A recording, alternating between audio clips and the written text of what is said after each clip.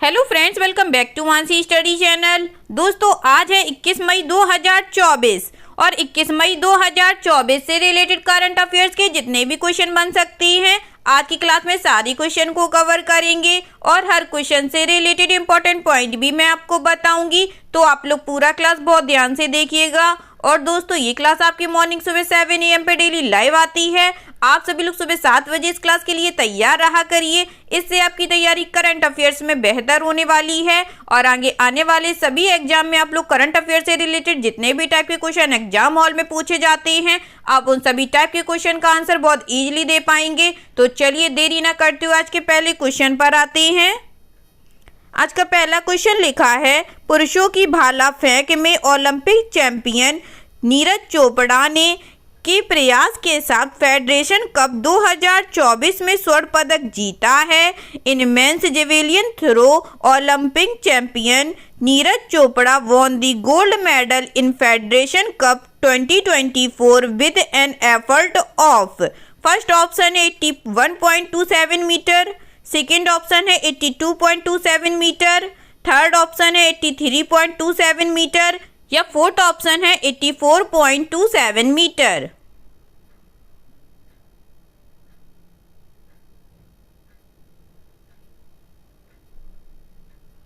जल्दी से बताइएगा दोस्तों, इस क्वेश्चन का राइट आंसर क्या हो जाएगा। इस क्वेश्चन का जो राइट आंसर हो जाएगा फ्रेंड्स, वह है हमारा ऑप्शन नंबर बी 82.27 मीटर। चलिए इससे रिलेटेड इंपॉर्टेंट पॉइंटों को पढ़ते हैं। पुरुषों की भाला फेंक में ओलंपिक चैंपियन नीरज चोपड़ा ने भुवनेश्वर में फेडरेशन कप 2024 में स्वर्ण पदक जीता है। 26 वर्षीय सुपरस्टार को प्रतियोगिता के शुरुआती दौर में संघर्ष करना पड़ा क्योंकि वह 3 राउंड के बाद दूसरे स्थान पर थे। उन्होंने चौथे राउंड में 82.27 मीटर के प्रयास के साथ बढ़त बना ली। नीरज चोपड़ा ने आखिरी बार 2021 में इसी इवेंट में घरेलू प्रतियोगिता में हिस्सा लिया था, जब उन्होंने 87.80 मीटर थ्रो के साथ स्वर्ण पदक जीता था। ठीक है दोस्तों, चलिए आगे बढ़ते हैं और नेक्स्ट क्वेश्चन देखते हैं। नेक्स्ट क्वेश्चन लिखा है फ्रेंड्स, अनिमेश कुजूर, जिन्हें मई 2024 में एक उल्लेखनीय उपलब्धि हासिल करने के लिए खबरों में देखा गया था, निम्नलिखित में से किस खेल से जुड़े हुए हैं। Animesh Kujur who was seen in news in May 2024 for achieving a remarkable achievement is associated with which of the following sport? First option है टेनिस, सेकेंड ऑप्शन है गोला फेंक, थर्ड ऑप्शन है धावक, फोर्थ ऑप्शन है वुशु।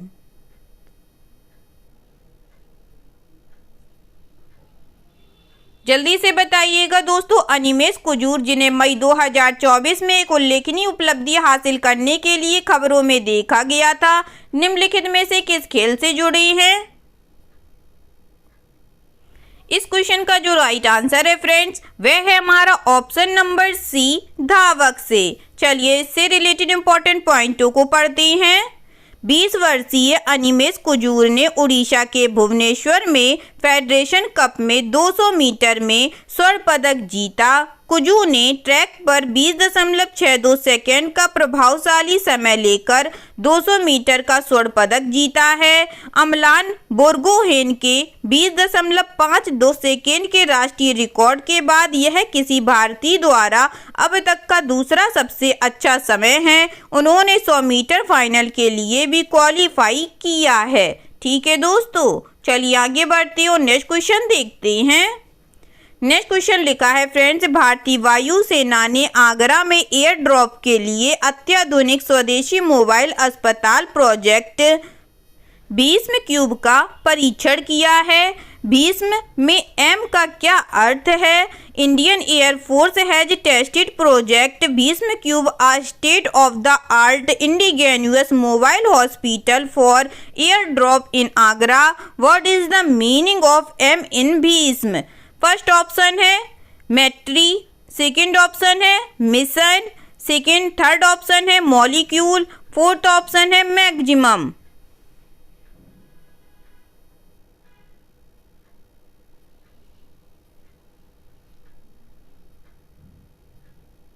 जल्दी से बताइएगा दोस्तों, भीष्म में एम का क्या अर्थ है? इस क्वेश्चन का जो राइट आंसर हो जाएगा फ्रेंड्स, वह है हमारा ऑप्शन नंबर ए, मैत्री। चलिए इससे रिलेटेड इंपॉर्टेंट पॉइंटों को पढ़ते हैं। भारतीय वायुसेना ने आगरा में एयर ड्रॉप के लिए अत्याधुनिक स्वदेशी मोबाइल अस्पताल भीष्म क्यूब का परीक्षण किया है। यह नवोन्मेषी तकनीकी कहीं भी आपात स्थिति के दौरान त्वरित और व्यापक चिकित्सा सहायता प्रदान करने में एक बड़ी छलांग है। यह क्यूब व्यापक पहल प्रोजेक्ट भीष्म, सहयोग, हित और मैत्री के लिए भारत स्वास्थ्य पहल का हिस्सा है और इसे 200 हताहतों के इलाजों के लिए तैयार किया गया है। ठीक है दोस्तों, चलिए आगे बढ़ते हैं और नेक्स्ट क्वेश्चन देखते हैं। नेक्स्ट क्वेश्चन लिखा है फ्रेंड्स, किस कंपनी ने एथलेटिक्स फेडरेशन ऑफ इंडिया का आधिकारिक किट प्रायोजक बनने के लिए उसके साथ एक समझौते पर हस्ताक्षर किए हैं? Which company has signed a deal with the athletics federation of India to become its official kit sponsor? First option है नाइके, सेकेंड ऑप्शन है प्यूमा इंडिया, थर्ड ऑप्शन है एडिडास, फोर्थ ऑप्शन है रीबॉक।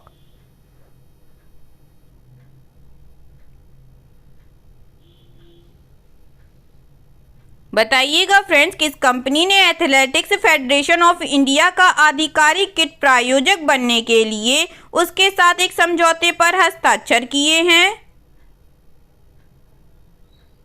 इस question का जो right answer हो जाएगा friends, वह है हमारा option number B, Puma India. चलिए इससे रिलेटेड इंपॉर्टेंट पॉइंटों को पढ़ते हैं।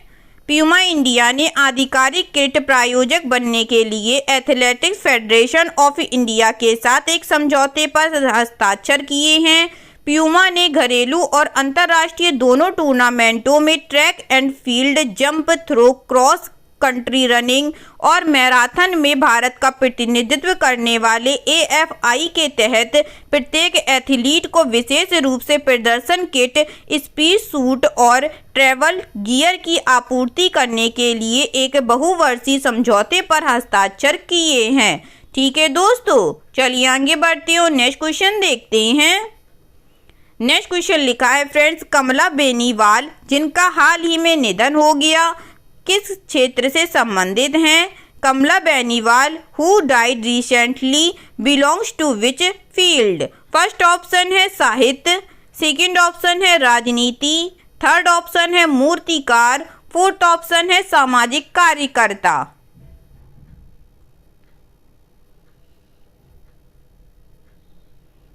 जल्दी से बताइएगा दोस्तों, कमला बेनीवाल जिनका हाल ही में निधन हो गया किस क्षेत्र से संबंधित हैं? इस क्वेश्चन का जो राइट आंसर हो जाएगा फ्रेंड्स, वह है हमारा ऑप्शन नंबर बी, पॉलिटिक्स से। चलिए इससे रिलेटेड इंपॉर्टेंट पॉइंटों को पढ़ते हैं।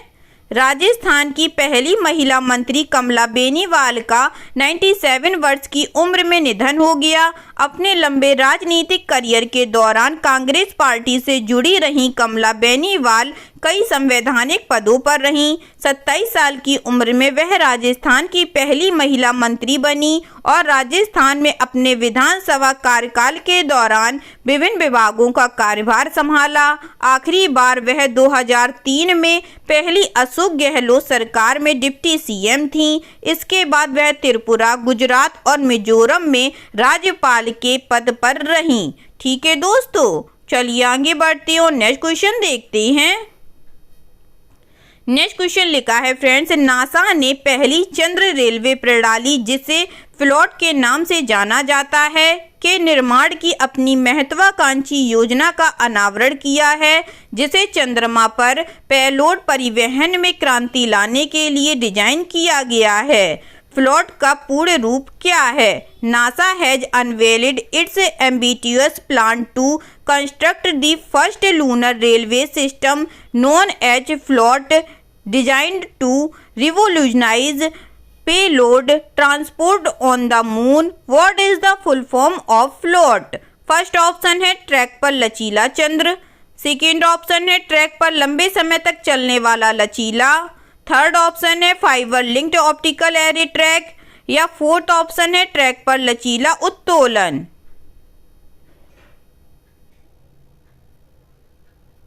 जल्दी से बताइएगा दोस्तों इस क्वेश्चन का राइट आंसर क्या हो जाएगा।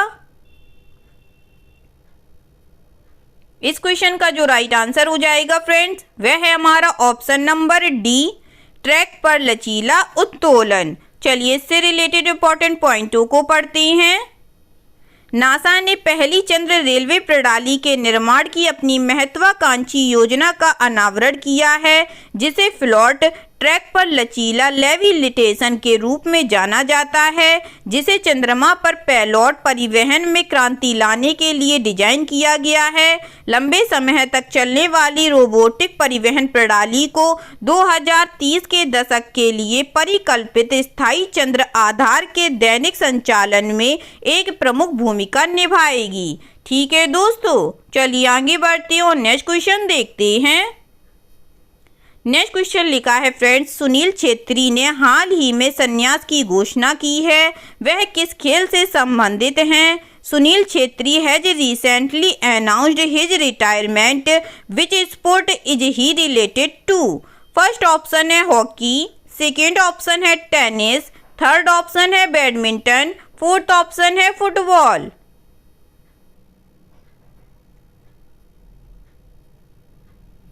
जल्दी से बताइएगा दोस्तों, सुनील छेत्री ने हाल ही में संन्यास की घोषणा की है, वह किस खेल से संबंधित हैं? इस क्वेश्चन का जो राइट आंसर हो जाएगा फ्रेंड्स वह है हमारा ऑप्शन नंबर डी, फुटबॉल खेल से। चलिए इससे रिलेटेड इंपॉर्टेंट पॉइंटों को पढ़ते हैं।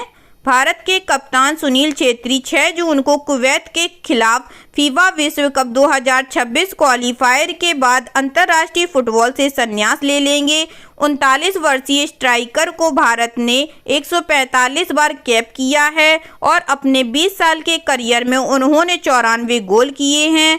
छेत्री जिन्होंने 2005 में पदार्पण किया था, वह भारत के सर्वकालिक शीर्ष स्कोरर और सर्वाधिक कैप्ड खिलाड़ी के रूप में परिदृश्य छोड़ देंगे। वह सक्रिय खिलाड़ियों में गोल स्कोरर की सूची में क्रिस्टियानो रोनाल्डो और लियोनेल मेस्सी के बाद तीसरे स्थान पर हैं। ठीक है दोस्तों, मोस्ट इंपॉर्टेंट क्वेश्चन है एग्जाम के नजरिए से दोस्तों, इसके सारे पॉइंटों को आप लोग ध्यान रखिएगा। चलिए आगे बढ़ते हैं और नेक्स्ट क्वेश्चन देखते हैं। नेक्स्ट क्वेश्चन लिखा है फ्रेंड्स, राष्ट्रीय डेंगू दिवस हर साल 16 मई को मनाया जाता है। राष्ट्रीय डेंगू दिवस 2024 का विषय क्या है? National dengue day is observed every year on May 16। What is the theme of national dengue day in 2024? Option option है डेंगू से लड़े जीवन बचाएं, सेकेंड ऑप्शन है cross sector synergy, third option है डेंगू की रोकथाम सुरक्षित कल के लिए हमारी जिम्मेदारी, फोर्थ ऑप्शन है जीवन के खिलाफ डेंगू।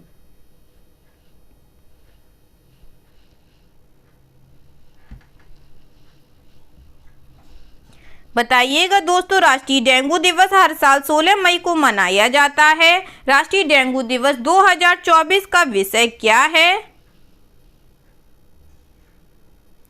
इस क्वेश्चन का जो राइट आंसर हो जाएगा फ्रेंड्स वह है हमारा ऑप्शन नंबर सी, डेंगू की रोकथाम सुरक्षित कल के लिए हमारी जिम्मेदारी। चलिए इससे रिलेटेड इंपॉर्टेंट पॉइंटों को पढ़ते हैं। राष्ट्रीय डेंगू दिवस हर साल 16 मई को मनाया जाता है। इसका उद्देश्य बीमारी और उससे बचाव के तरीकों के बारे में जागरूकता फैलाना है।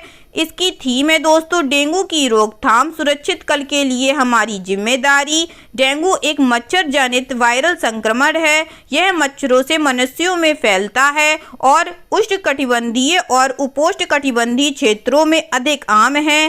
तेज बुखार, सिर दर्द, शरीर में दर्द, जोड़ों और मांसपेशियों में दर्द, मतली और दाने डेंगू के सामान्य लक्षण हैं। ठीक है दोस्तों, चलिए आगे बढ़ते हैं और नेक्स्ट क्वेश्चन देखते हैं। नेक्स्ट क्वेश्चन लिखा है फ्रेंड्स, शांति से एक साथ रहने का अंतर्राष्ट्रीय दिवस हर साल किस दिन मनाया जाता है? The international day of living together in peace is observed every year on which day?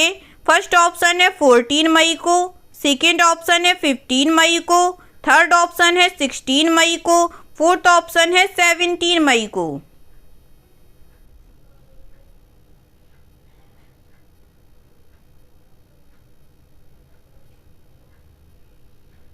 बताइएगा दोस्तों, शांति से एक साथ रहने का अंतर्राष्ट्रीय दिवस हर साल किस दिन मनाया जाता है?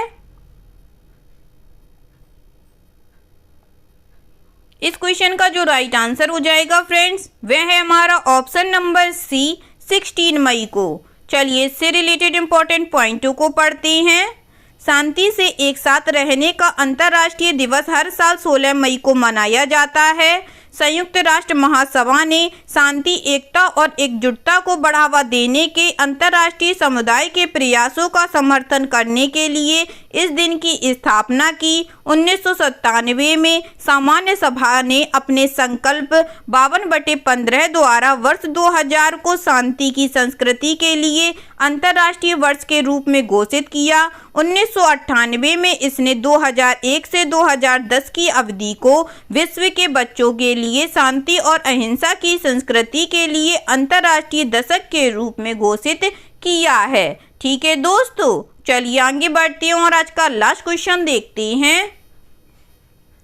आज का लास्ट क्वेश्चन लिखा है फ्रेंड्स, कनाडाई लेखिका और नोबेल पुरस्कार विजेता एलिस मुनरो का हाल ही में 92 वर्ष की आयु में निधन हो गया।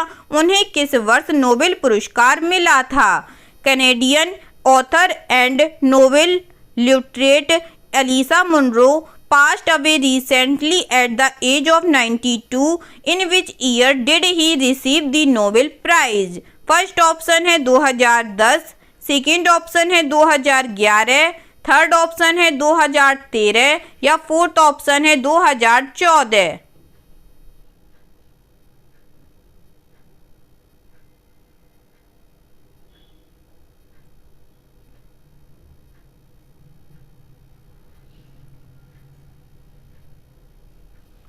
जल्दी से बताइएगा दोस्तों, इस क्वेश्चन का राइट आंसर क्या हो जाएगा?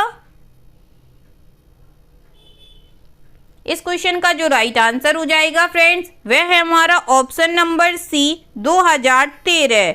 चलिए इससे रिलेटेड इंपॉर्टेंट पॉइंटों को पढ़ते हैं। कनाडाई लेखिका और नोबेल पुरस्कार विजेता एलिस मुनरो का 92 वर्ष की आयु में निधन हो गया। उन्होंने 60 से अधिक वर्षों तक लघु कहानियां लिखी जो अक्सर ग्रामीण कनाडा के जीवन पर केंद्रित होती थी। उनकी कहानियों में पाई जाने वाली अंतर्दृष्टि और करुणा के लिए उनकी तुलना अक्सर रूसी लेखक एंटोन चेखव से की जाती थी। मुनरो को 2013 में साहित्य के लिए नोबेल पुरस्कार मिला था। नोबेल समिति ने मुनरो को समकालीन लघु कथाओं का मास्टर कहा था। ठीक है दोस्तों, आई होप आज के सभी क्वेश्चन आप लोगों को बहुत अच्छे लगे होंगे फ्रेंड्स, और सभी क्वेश्चन से रिलेटेड इंपॉर्टेंट पॉइंट के नोट्स भी आप लोगों को बहुत अच्छे से समझ में आए होंगे। एग्जाम के नज़रिए से दोस्तों क्लास बहुत हेल्पफुल रही होगी। अगर आप लोगों को क्लास अच्छी लगी और सारे फैक्टों को आप लोगों ने अच्छे से सीखा हो तो प्लीज़ इस क्लास को लाइक कीजिएगा, शेयर कीजिएगा और आपके अपने चैनल मानसी स्टडी चैनल को सब्सक्राइब कीजिएगा। थैंक यू सो मच दोस्तों।